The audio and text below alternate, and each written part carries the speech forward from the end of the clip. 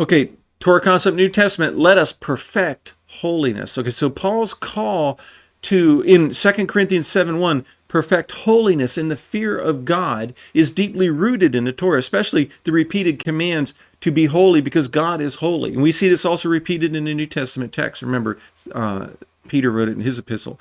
While the phrase perfect holiness is more fully developed in the New Testament, the Torah lays the foundation for holiness as a progressive covenantal pursuit involving both external obedience and internal reverence. Leviticus 19 verse 2, it says, "Be holy, for I, the Lord your God, am holy." This is the heartbeat of Torah ethics. Holiness is not merely ritual, it is relational and moral, reflecting God's character.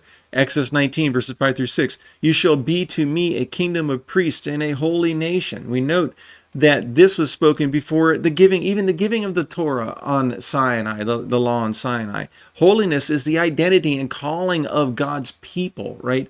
Requiring covenantal loyalty and separation from impurity. In Leviticus 11, 44 to 45, it says, "Sanctify yourselves and be holy." Okay, it's paraphrase.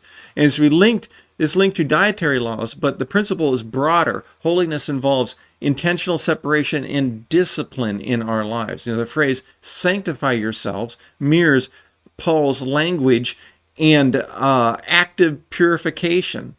Deuteronomy 7 verse 6, "You are a holy people to the Lord your God." Holiness is both a status and responsibility. Israel's election demands ethical and spiritual distinctiveness, and so does ours in Christ, right? And Paul's phrase perfecting holiness implies a process, not just a static state.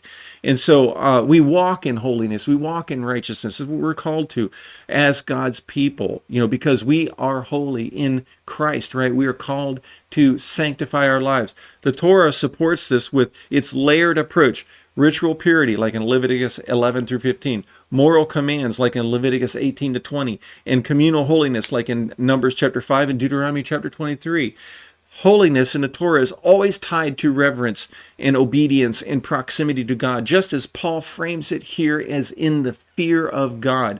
Note, this is how Paul's teaching Torah. The Torah has not passed away.